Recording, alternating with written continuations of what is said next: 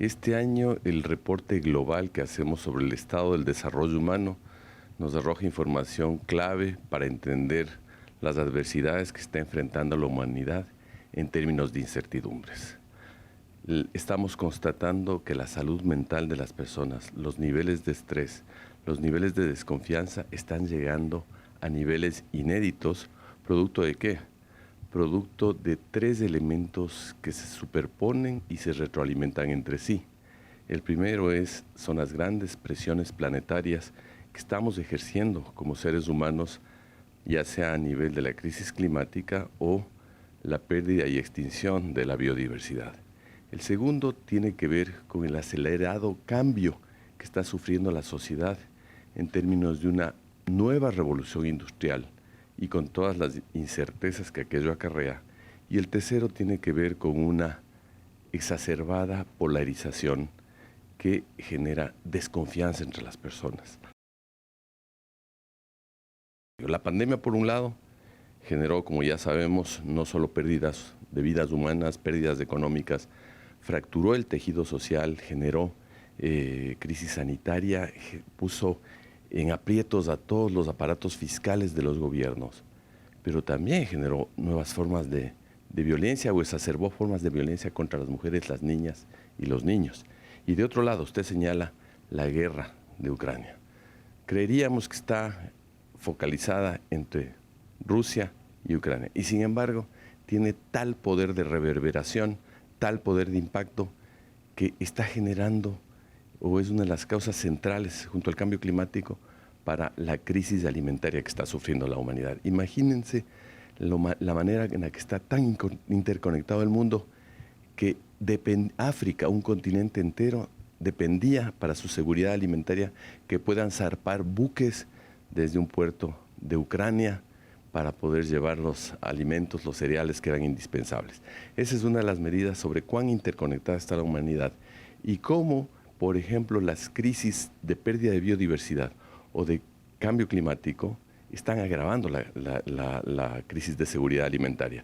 A medida que van desapareciendo los insectos, a medida que se producen más inundaciones y más sequías, la capacidad de producción de alimentos se ve seriamente afectada.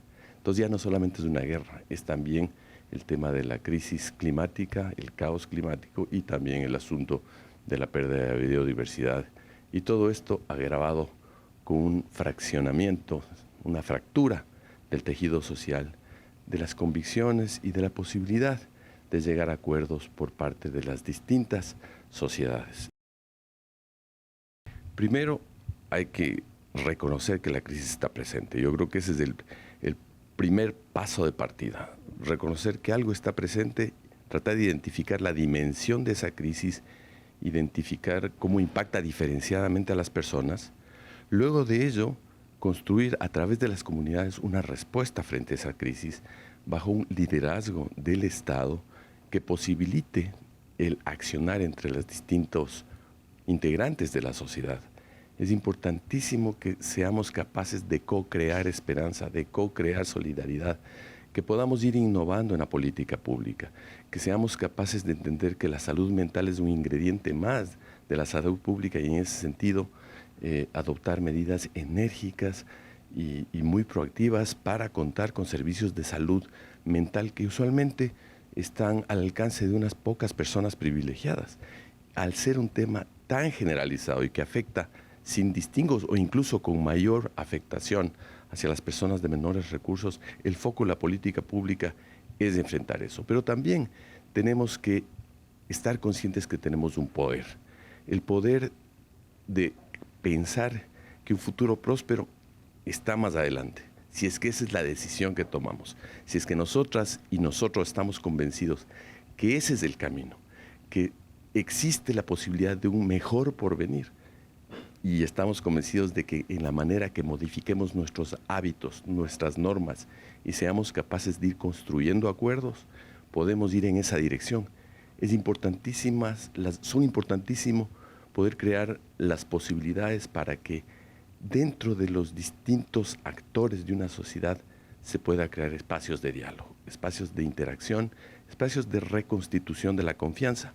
Fíjese, hace poco estuvimos nosotros trabajando en lo que denominábamos conversaciones climáticas. Eran conversaciones entre pares, entre personas que tenían incertidumbre, que tenían desasosiego frente a lo que viene, pero que también querían saber cómo podían no solo enfrentar, sino construir respuesta frente al cambio climático. Fue un buen punto de partida que lo hemos organizado aquí en Costa Rica con el Programa de Naciones Unidas para el Desarrollo, a través de las cuales en esos diálogos personas que eran pares entre sí identificaban cómo se sienten, identificaban cómo avanzan, qué es lo que se puede hacer y trataban de tener un entendimiento común. Si hay algo importante de este nuevo informe de desarrollo humano es que nos pone por primera vez en blanco y negro todo el rompecabezas de distintas crisis que están afectando a la humanidad.